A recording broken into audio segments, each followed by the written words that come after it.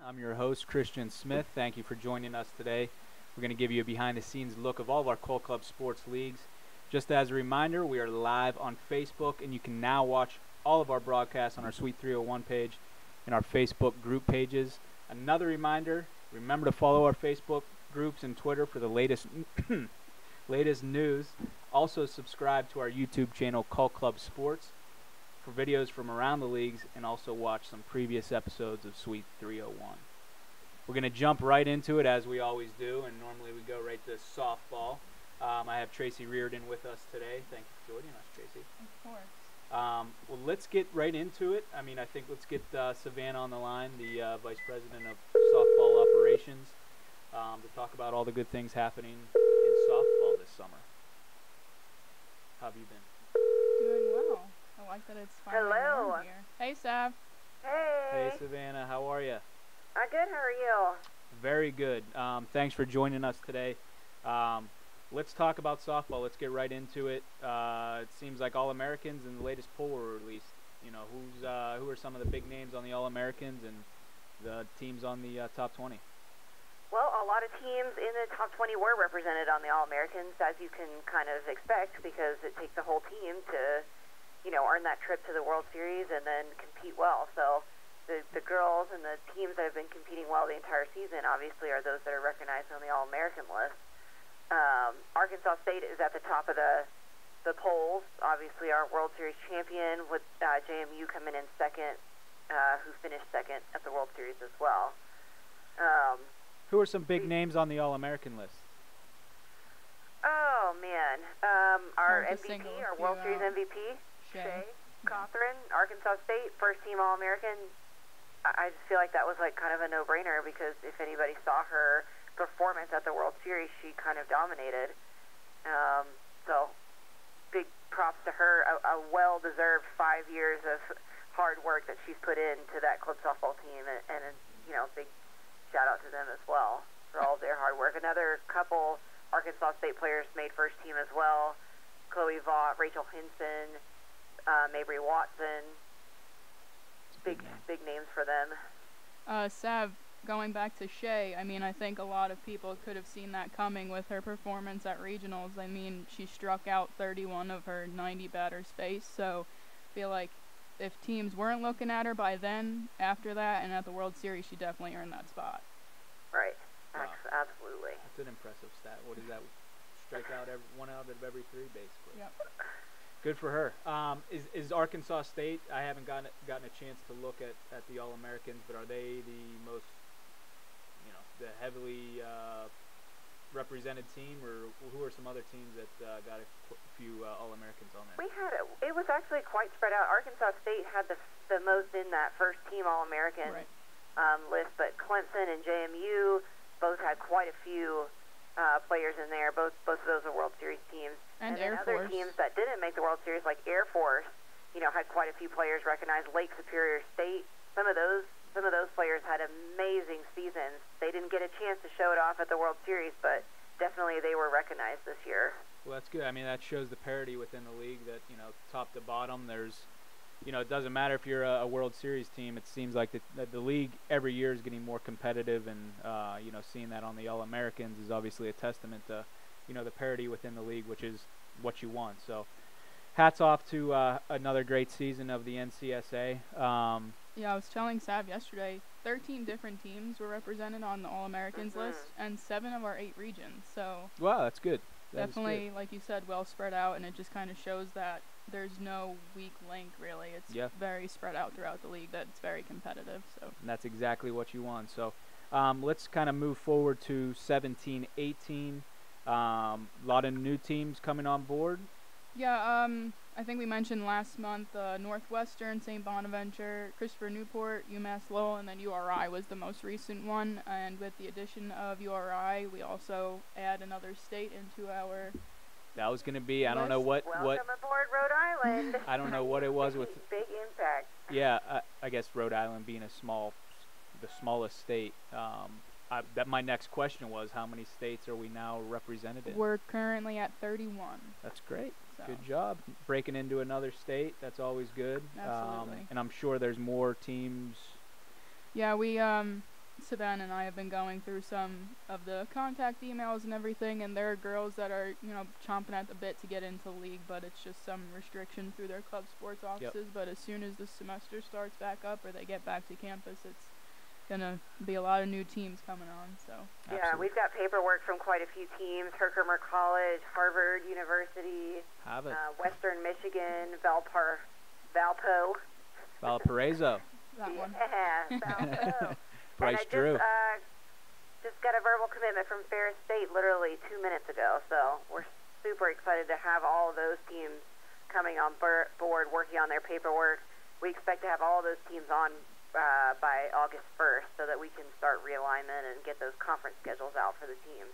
Great work, and that kind of transitions me into the fall season. Again, it's, our life is just fear. it's like, get finished with the World Series and barely time to get your head above water, and we're starting, 17, 18 already. I think I blinked. Yes, it goes quick, doesn't it? Yeah, people ask if I'm enjoying my summer break, and I'm like, what summer break? Is it summer? It feels like fall. Yep, it gets right into it. So how are things shaping up for the fall? Schedule request forms going out, that kind of stuff. Schedule request forms will go out next week. Today is the last day for you teams to get your regional preferences for regional playoff dates to your regional directors. It's looking like it's going to be the same week it's been, the past 3-4 years, that April 20th through the 22nd weekend for every region.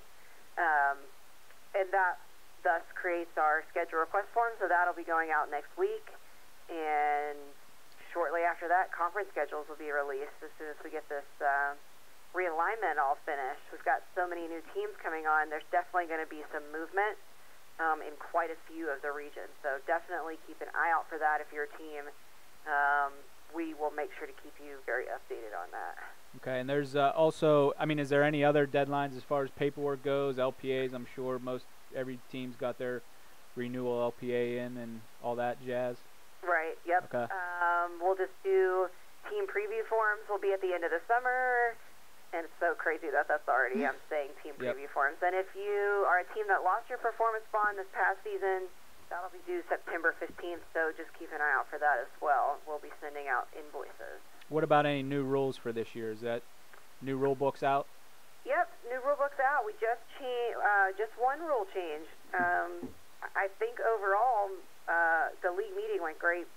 Teams are completely happy with the league. This rule just kind of opens up a little bit more options with rosters. I know probably the baseball guys would cringe at this roster, but I think it's actually a great roster rule for softball. They increased the roster removal. You can now remove 8 instead of 5, and you're allowed to remove players for any reason. And there are stipulations as to what you need to get signed in order to remove those players. And we pushed back the roster removal period to the end of February instead of the end of January to give teams a little bit more time. So, well, the teams have spoken, and if that's what they want, that's what they get. I guess I'm all about providing more players the opportunity to play collegiate club softball, and I think that this rule does that. So, go teams. Talk about fall tournaments are coming up soon. I know we had one last year, correct? Yeah, this is going to be the second year for the India Invitational. Sammy, the Great Lakes Regional Director, is putting it on again with the help of myself and our Sports Information Director, Rachel. It'll be back in Elkhart. It's going to be October 7th and 8th, and Central Michigan and Grand Valley already have their paperwork and their fees in. Illinois is on the way. So if you want to play in that, you can contact myself or Sammy. The registration paperwork and information's up on the website and Twitter and Facebook. But we're hoping to get 12 teams this year, and I feel like we're going to do it. So great. Last thing, Rawlings Renewal. Do we renew with Rawlings? Through 2021, which is a weird number. Isn't that crazy? It sounds like so far into the future. We've renewed with them. Rawlings will be the official softball of the NCSA through 2021. Well, great. Big news out of Rawlings. I know they're big supporters of our league, so it's good to have them back on board. Now I want to transition into Spring Training Showcase. Tracy, if the world hasn't heard, Tracy is replacing well, it's going to be hard to replace Savannah. But Savannah's taken a step back and solely focusing on the NCSA, and Tracy Reardon has accepted the position of Director of Spring Training. So congratulations on that. Thank you. Are you excited? I am. I mean, Savannah's left some rather large shoes, but I don't really think replacing is the word. No. It's yeah. I mean, they're big shoes to fill. Which that's as you would say, Savannah, your baby, and the baby before the baby. The baby before the baby. And yeah, you big. Are too sweet. Tracy's gonna do an amazing job. Literally, I could not have picked a better person. I'm so excited that this is gonna be Tracy, because Tracy's fresh and new and exciting, and she's got all these amazing ideas. So I can't wait for the teams to hear all these new ideas about how she's gonna enhance it and make it better for the teams. You guys can talk about the exciting news that we just released, but overall, I just wish you the best of luck, and if you need anything, you know I'm here. Well, thanks, Sav. And speaking of what Savannah touched on, we do have big news. We renewed with Tampa, so spring training 2018 will be back in Plant City. It's been there for quite some time, so teams who have been, you know that it'll be fantastic, as it always is, and teams who haven't come yet, I mean, it's definitely a worthwhile experience. So you can contact myself or Alex Kane for more information. And besides renewing, we will have registration out within the next week, so keep your eyes open for that. Yeah, and that's big, and not only are we in Tampa, but we had a smaller event out west last year in Henderson, Nevada, which is right outside Las Vegas, and we are gearing up to get that back up and running for 2018. Right. We will also be opening up registration for that as well. So any teams on the West who didn't get to participate last year, definitely reach out to whoever your coordinator is or to myself, and we will definitely get you all the information in regards to registering for Henderson. And that's going to be exciting. We got word out a little too late last year, but this year we're obviously getting it out a lot sooner. And teams, spring break, Las Vegas, baseball. You can't beat it, so we're excited about that as well. Either of you, do you have anything else to add? Spring training, NCSA? So. Just reg forms, Sav, right? Yep. All right. Yep. If you're a team, you want us to update your officer contact information, just make sure to get those registration forms in. Same thing with baseball. Yeah. We're going to need that for spring training. Definitely. Yeah. And that's been working on that, where you have probably 95% of everybody's updated contact information, and awesome. We'll get into that, but yeah, that's obviously important because we have a lot of important information going out, especially in the next couple weeks. So it's important we have the right people, right contact information for teams. So thank you, Savannah, for being on. Tracy, I appreciate it as well. We're going to go to a commercial. We'll be back in just a bit. Thanks, guys. Bye. The Game is the official headwear sponsor of Cold Club Sports. They offer an early order discount to all of our leagues on top of their already low prices. Go to thegameheadwear.com and check out their wide selection of on-the-field hats, off-the-field beanies, and visors. Contact Felicia Battaglia at coldclubsports.com for all of your headwear needs.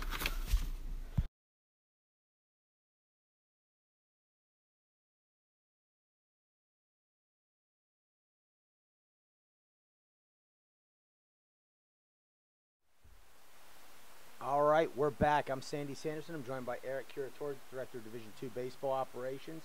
And we're going to get into the NCBA segment of Suite 301. And Eric, let's talk some D2 stuff. What's going on over there in Div 2? I mean, I know the All-Americans came out. Yeah. Before we start talking about things for the summer, the All-Americans did come out, I believe, last month. I don't even know what day it is now. I know it's the summer. It feels like a long time ago that the World Series events were happening. So, but yeah, leading the way, we had, 5 Metro State players. We had a first team and a second team. They had 3 in the first team, 2 in the second team. Salisbury, one of our World Series teams, had 2 on the first team and then 1 in the third team.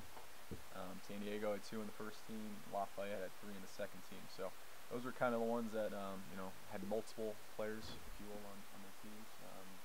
Other teams were scattered along the way too. But yeah, these things can be found on the websites. They were emailed out, Twitter, Facebook, everything like that.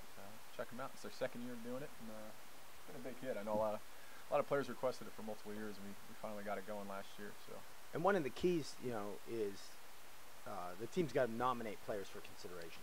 We don't actually look at every player in the league. We only look at those that teams nominate, correct? Yeah, there's two big things that people don't really understand as why I'm not an All-American. Did you nominate yourself? Did you post stats? Now, if you nominated yourself, you didn't post stats, I got nothing to choose from. If you put stats up, you didn't nominate yourself, I don't know to look at you. So those And by two nominate things, yourself, the team nominates. Yeah, the right? team. It's not like the shortstop for Team A exactly. says, hey, look at me. Each Yeah. team gets the opportunity to nominate players for consideration from their team. So if they don't fill out that nominee form, just they're not on the radar. 2 steps you got to handle. Not very hard, but those are the 2 things needed to be considered for the All-American team. All right, good stuff. And with D2, we've added a number of new teams have come on board for this coming season. What's that looking like, and who's come on board? Yeah, so Alex Kane, who's not here today, gave me a list of teams he signed since the last Sweet 301. I'll just go through it real quick. Mississippi State, LDS Business College. Rhode Island has a Division III school. They had a Division II school last year, which is pretty cool for their second year. They're going to have a second team. Fort Valley State University, Central Florida, a runner-up in Division I, is going to put a Division II team in. Pretty cool. Colorado University, Denver. Oakland University out of Michigan, and Toledo is also starting a Division III team. Okay. First year, I believe, last year in Division II, so they'll have a second team. And you've touched on, you said that magic word, Division III now. For those at home don't know, yes, the NCAA is launching the Division III this coming season. Alex Kane has been promoted to Director of Division III Operations. He's back home taking a summer week's vacation, visiting family. So unfortunately, he's not here on this show, but we'll see him next month. And he'll have a lot more to talk about with D3 because we'll know all kinds of alignment and things like that. But the website's up. I mean, you can go on the NCAA website and look at Division III, and it's a work in progress. There'll be more teams as we determine who is coming down. New teams coming on that are going straight into Division III. Some teams in Division II that are going to transition down. Yeah, and so forth. As you were saying, it's a big couple weeks coming up here. We got a lot of realignment. We got most of our renewals in, so we'll kind of have a better picture of who's going to go where. The brand new teams, we'd like them to go to Division III, but this early in the game, we're not sure if we're going to have it all over. Where these new teams came in, so we'll have to see when the time comes. So, and that's really the important part of teams getting their LPAs in, league participation agreements, is so we know who's definitely back. If someone's team is not going to be back, we need to know that so we can position everybody accordingly. Yeah, start planning ahead and count for everybody. It's a big puzzle piece. So yeah, it's fun though. Yeah, it really is. Like it too. I do like realignment. I enjoy it. So, all right. Well, I think that's it for the D2 side of things for the summer. We're going to take a quick break, and when we get back, we'll get into some Division I baseball info. Rawlings is proud to be partnered with Call Club Sports. If your team is in need of any products that Rawlings has to offer, contact us today. Rawlings, the finest in the field.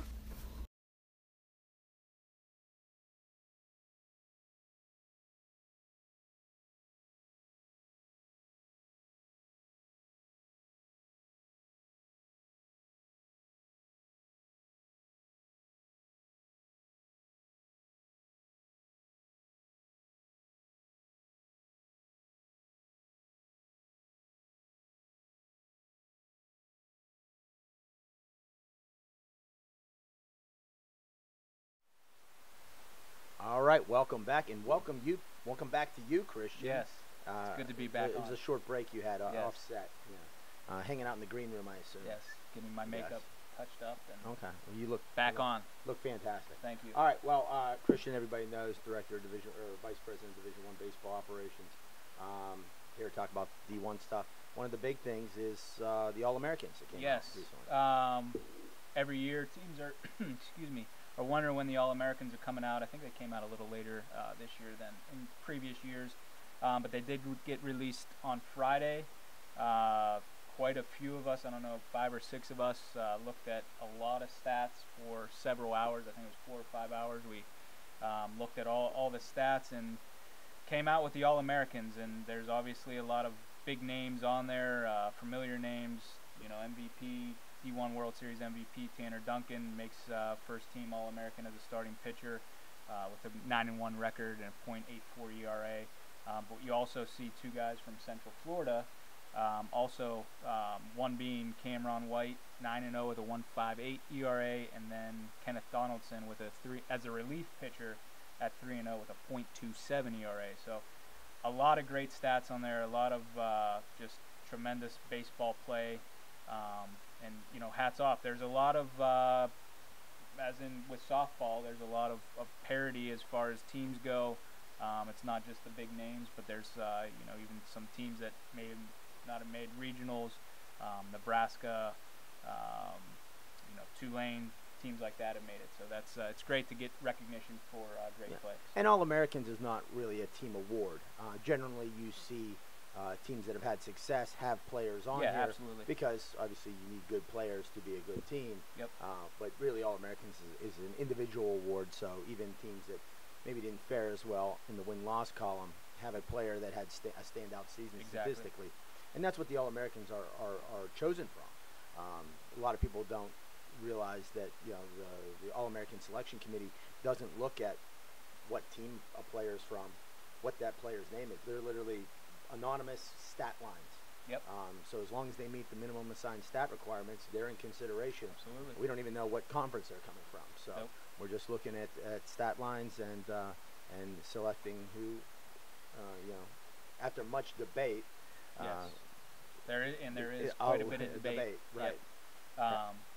Some people get attached to a guy's stat line, and other people are like somebody else, and there's that one person really lobbying for that guy, and it's fun. It's an enjoyable process. It's a long process, but congratulations to everybody that made the 2017 Rawlings All-Americans. Hats off to you guys, and just congratulations on a great season. Yes, absolutely. You mentioned one of the players, MVP Tanner Duncan, All-American first-team pitcher from ECU. I believe we're going to be joined with Tanner Duncan here on the phone here shortly. And for a lot of people that, if you haven't heard, Tanner, after the World Series, was signed by the Houston Astros, undrafted free agent, and has now begun a new phase of his career in baseball. And that's professional baseball, so that's good. Tanner, how are you? It's Christian Smith and Sandy Sanderson. I'm doing good, man. How are you? Doing well. Welcome to the show. Thank you for being on. I know you're busy. Tell us where you're at right now. Where are you? Down in Houston? No. First off, I appreciate you having me, and I'm actually down in West Palm Beach, Florida. Okay. Wow. Down here at their new facilities. They just got done building this year, so it's pretty nice. Well, congratulations on your success, not only at the club level, but now moving on to your professional career. What's it like taking that transition, getting the nod? I know you've had confidence in your abilities for a long time, but now the people at the next level have seen potential in you and have made an investment in your future. It's an awesome feeling. It's awesome to know that something you worked extremely hard for is paid off, and it's awesome that a professional baseball team thinks that you have the ability to play at the next level and do what it takes to compliment the team, and it's a really cool feeling, and I'm very thankful for it. The Houston Astros and the willingness to put, or the faith that they put in me, and have me down here. So it's a very cool experience, no doubt. And we've seen you personally throw at the World Series. You had obviously an unbelievable appearances down at the D1 World Series this past year. We don't see a lot of club players move on to the professional level. How did this opportunity arise for you? Well, I've had a lot of success last year, and I worked hard this off season. Early in the year, beginning of our season, we actually played a few JUCO teams, and my velocity was up a lot higher than what we thought it was, and I started getting some notice there. And then our coach, Ben Fox, he actually worked for a guy that played professional baseball, and he heard about me, and he made a few calls. Corey Scott, this is the guy's name, owner of Game Time Gear, And, he made a few calls, and some guys came out and saw me, and they liked me. So I guess that's just how it went down. And, I'm appreciative of them and, the work that they put in to get me here.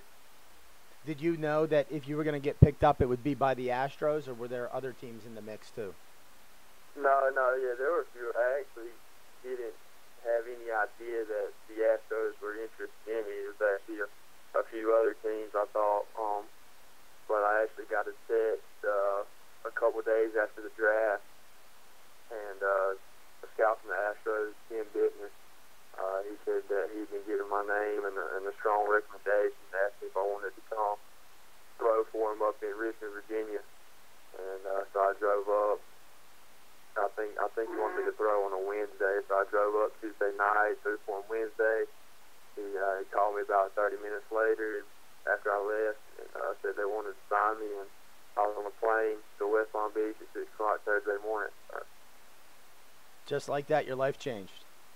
Just like that, man. I was sitting down in the house moping a little bit, wondering what I was going to do, how hard it was going to be, to still try to make it. In a matter of a few hours, life was changed. So it's pretty cool. And we've been, or at least I've been following you, your stats and everything like that. I actually haven't recently, but for at least the first 2 games I saw you, your stat lines were pretty impressive.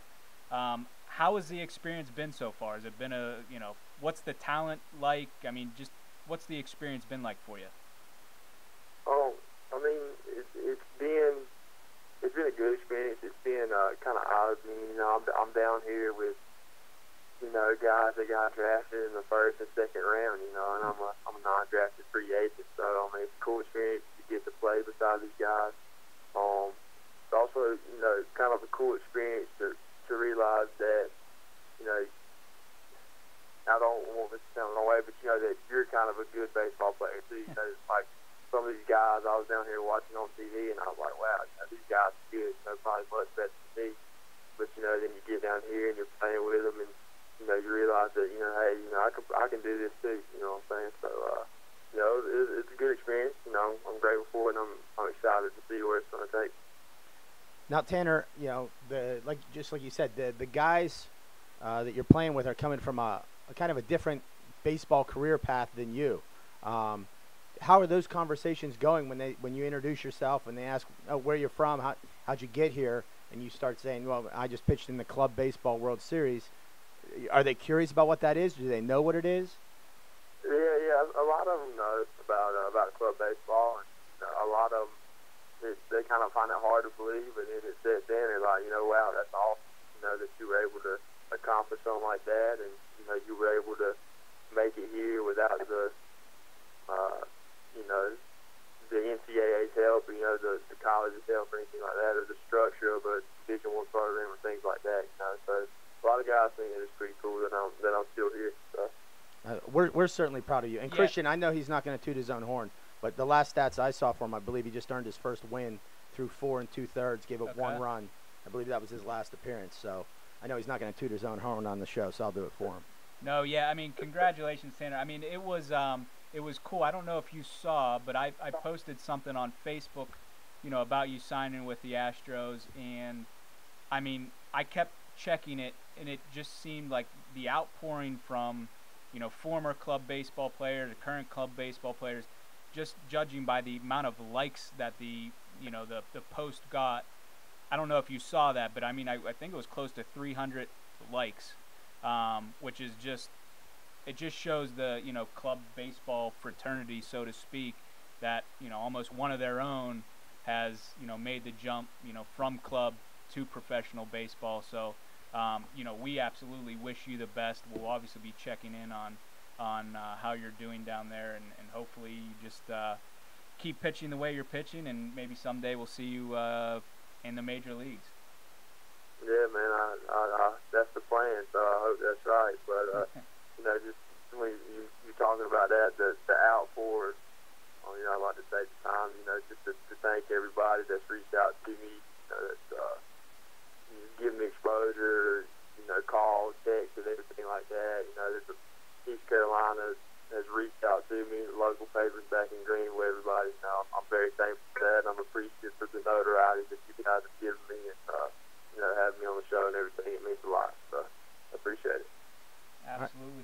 we hope you'll join us again. As your career moves on. After you win the Cy Young, we'll have you back on. We're gonna catch you before then. That sounds good. I look forward to it. Anytime, I'm definitely willing to get back on here. So I appreciate you guys. Absolutely. Keep up the good work. We're proud of you. I appreciate it, man. Thank y'all. See ya. All right, Tanner Duncan from ECU.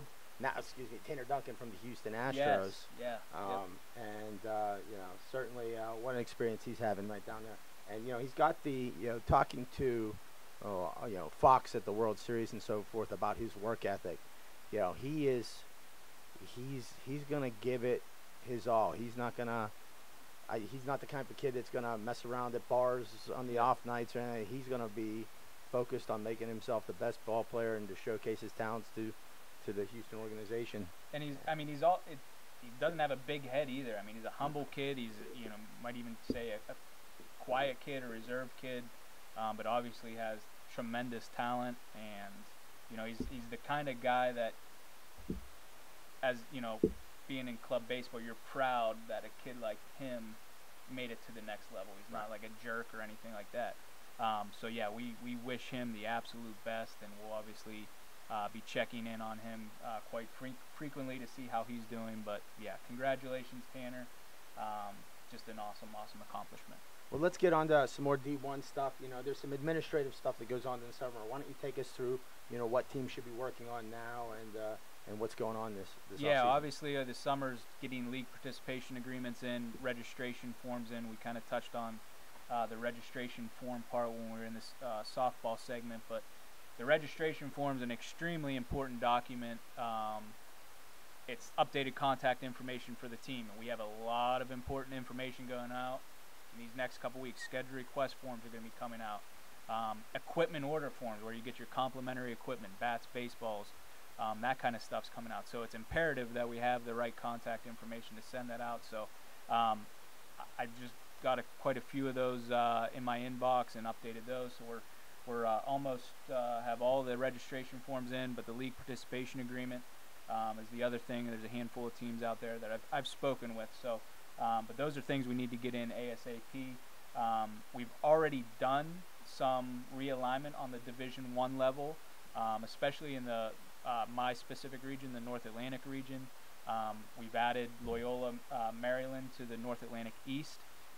We were able to move Sacred Heart out of the east up to the north, and we also added the 2017 Division II national champions, Slippery Rock University, to the North Atlantic West. So realignment's happening at the D1 level.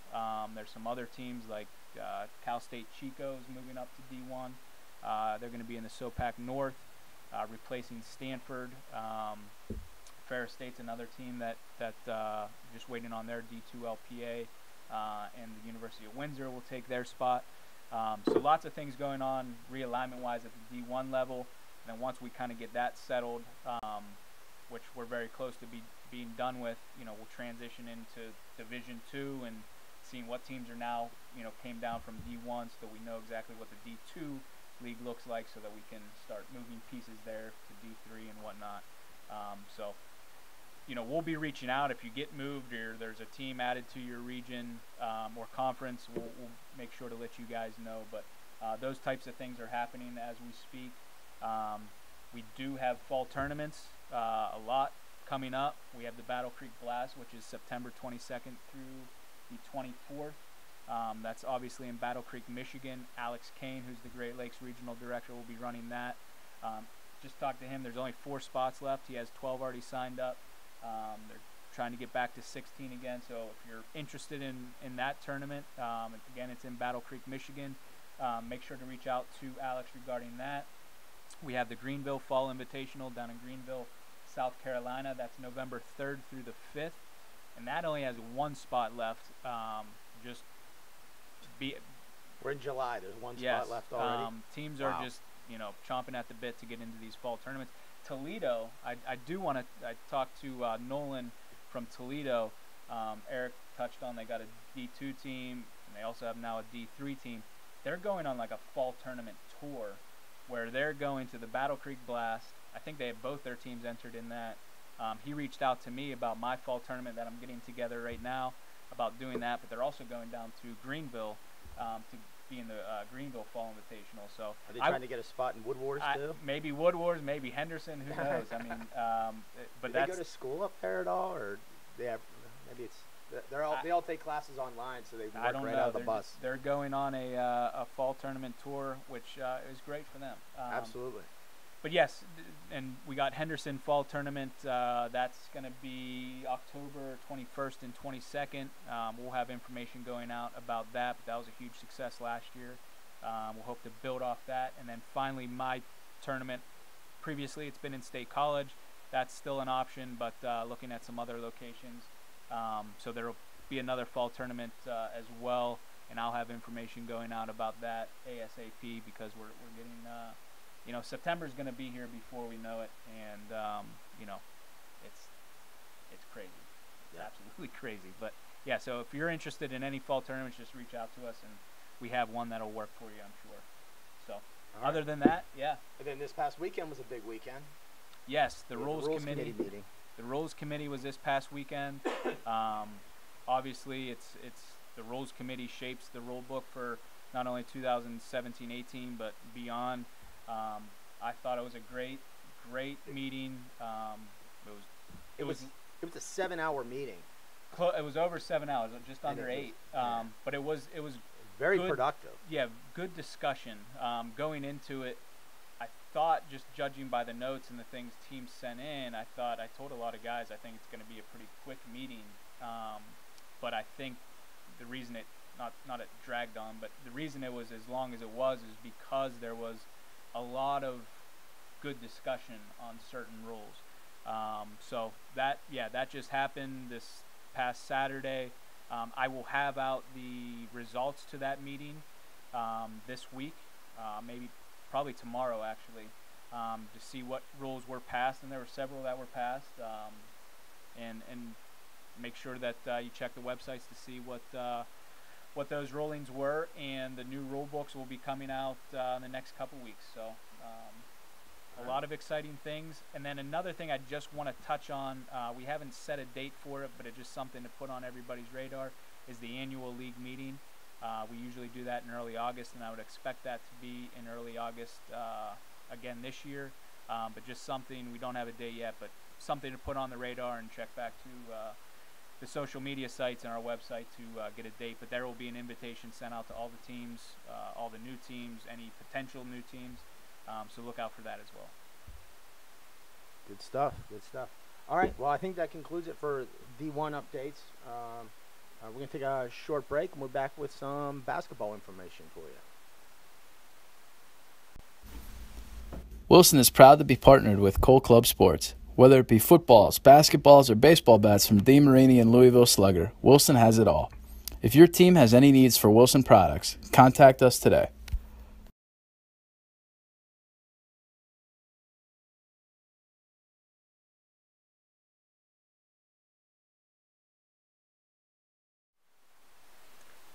Thanks for coming back with us. We're going to now transition to some basketball talk. NCBBA season's probably coming up here shortly, correct?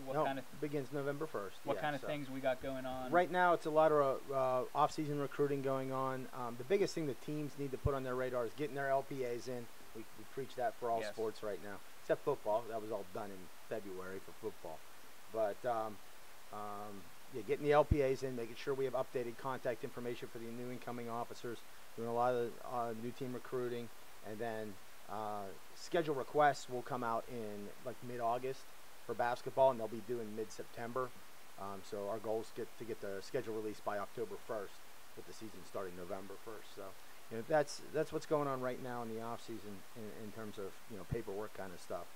And we got a big renewal. Yeah, we re-signed with McLean Sportswear, coming back on as our official uniform sponsor for the next 2 years. McLean has done a great job the last 2 years, really grown the amount of teams that have started to get their uniforms through them. They do a great job, great price point, good quality. They got just a regular one-sided uniform, or you can go with a reversible option. Everything comes It's sublimated, so you're looking at basically unlimited amount of what you can do graphically with it.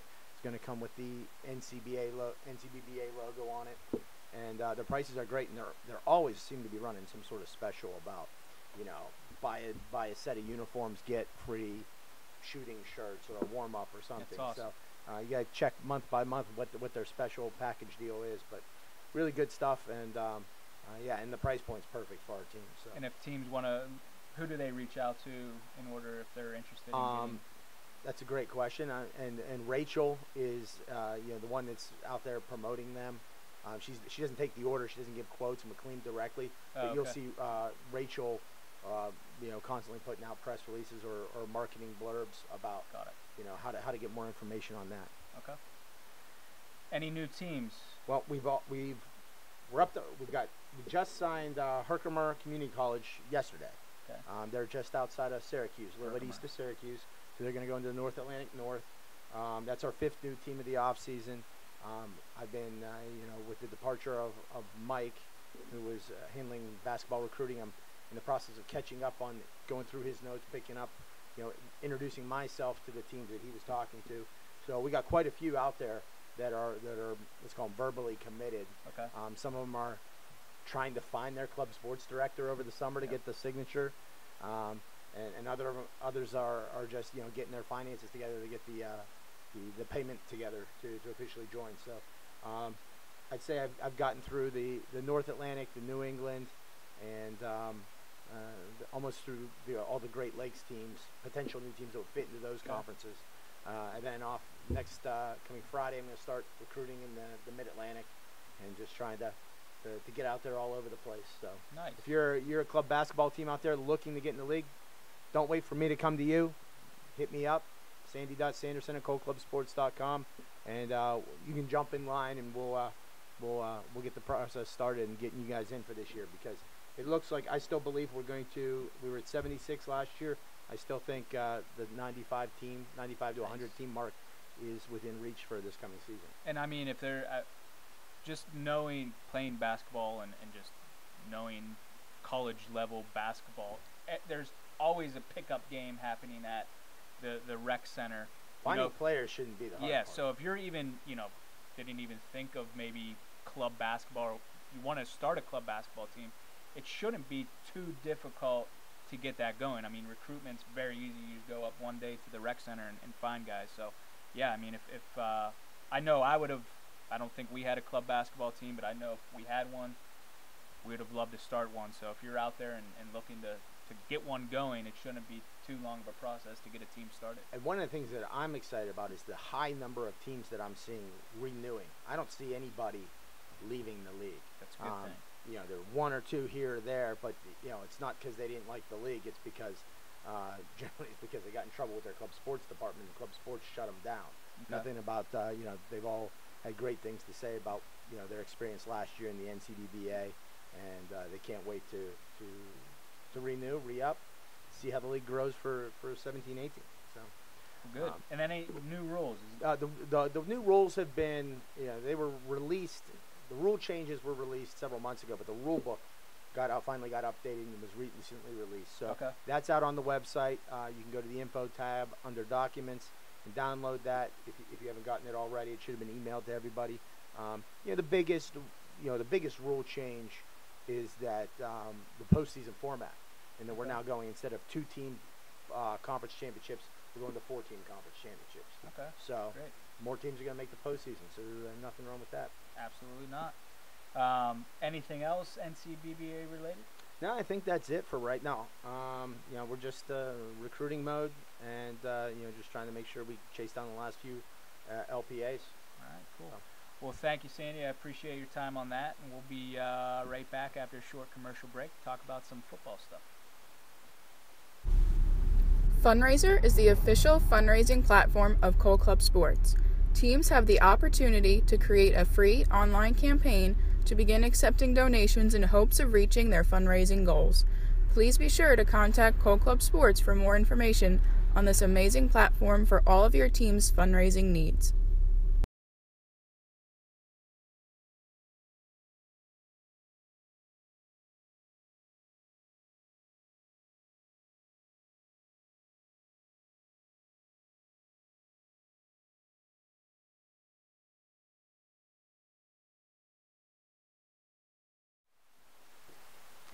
Thank you for joining us. We're back with some football talk, obviously here with Sandy Sanderson. Speaking of the National Club Football Association, we locked down some locations for the postseason. The postseason, yes. We are returning. The Great Lakes versus North Atlantic playoff game is returning to Erie. Erie Prep and Villa Sports Complex is going to host that game again. It turned out great last year. Oddly enough, the weather was a little iffy, but 12 hours before we arrived, the weather was gorgeous. But we happened to arrive during a sleet storm. But great facility, great locker rooms, really worked out well. So we're excited to come back for that. We're also returning to Salem, Virginia, Salem High School, Spartan Field for the Mid-Atlantic versus South Atlantic. We looked at some options in the North Carolina area through Greensboro and the Raleigh area. And we just determined that returning to Salem was the best opportunity for these teams. It's a great facility. We got great hotel options there. Geographically, it's not quite exactly where we want to be nowadays. It's not far off. It's not it's not out of left field. But some North Carolina areas would have been better. There's some big time soccer tournaments coming on in through the North Carolina area that we were looking at. Okay. And those soccer tournaments had the issue were hotels and facilities.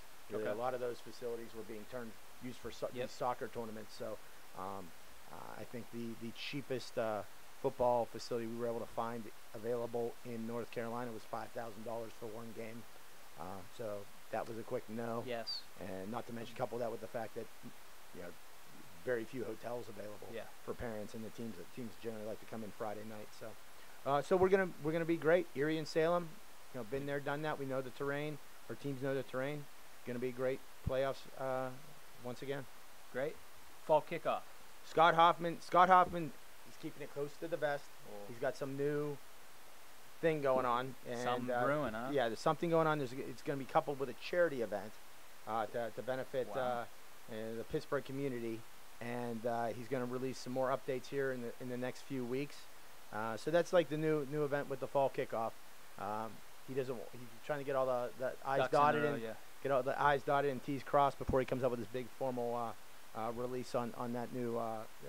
Do we know? Is it in Pittsburgh? Or it isn't in Pittsburgh. Okay. It's at the University of Pittsburgh at their new indoor football. Okay. field. Okay. Didn't know if it was going to be at that high mark, but okay, that's great that we're close by. So that'll be nice to have in Pittsburgh. We have the biggest news on the football side is the promotion of Rachel Weber. And we're going to invite Rachel down to the set. Ladies and gentlemen, Rachel is the brain that makes this show happen. She's behind the camera. She's behind the computer. She's producing this whole thing. And now we've gotten her out from behind the camera in front of it, smack dab in front of it. It's Welcome, terrifying. Rachel. Thank you. So Rachel's been promoted to director of football development, and she's going to be working with recruiting new teams to come on board, helping new teams get started, and helping teams within the league that are struggling a little bit. So helping to develop a more solid foundation for them so they can have continued existence in the league moving forward. So I didn't even know that. So congratulations. Oh, welcome to the party.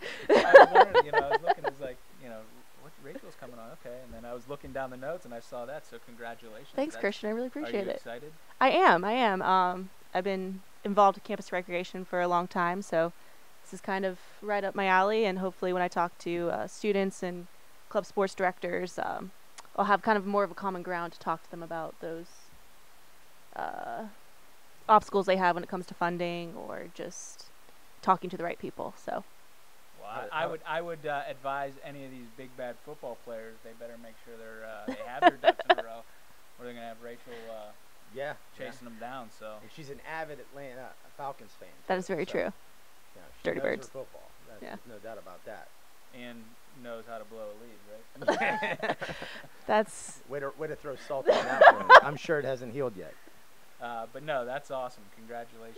Right. Thank you, Christian. Well we know we can't sign off from the show without letting Rachel go back to her computer. So I appreciate Rachel, that. we appreciate you coming on. Thanks, guys. And we look forward to all kinds of updates over the next few months as we develop the football league more. Okay. Y'all All right. don't mess Thanks. up. Okay, bye. Don't mess up. All right, and then just one last thing for the football teams that are out there watching. Your footballs, NCAA game balls have been ordered. They should be delivered to you in August. And team previews, look for those coming out in August. Team preview form is where you get to brag about your program for this upcoming year. We use it for marketing purposes to hype the league, as well as we use it to relay to the preseason voters who do their research and learn more about your program to cast their preseason ballots and set the preseason rankings. So that'll be coming out in August, and so look for that. That's it for the football side. I think that's it for everything. I guess so. That's it for July. July's a wrap, right? Guess so. So that's our show for this month. Thanks so much for tuning in this episode of Suite 301. As always, don't forget to follow us on Twitter and Facebook. Next episode's going to be airing Tuesday, August 15th at 3:01 p.m. Eastern Standard Time, right here on Facebook Live.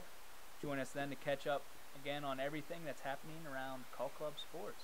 What's that thing I was going to say something. Oh, that's right. It's a It's a game. game. Have fun.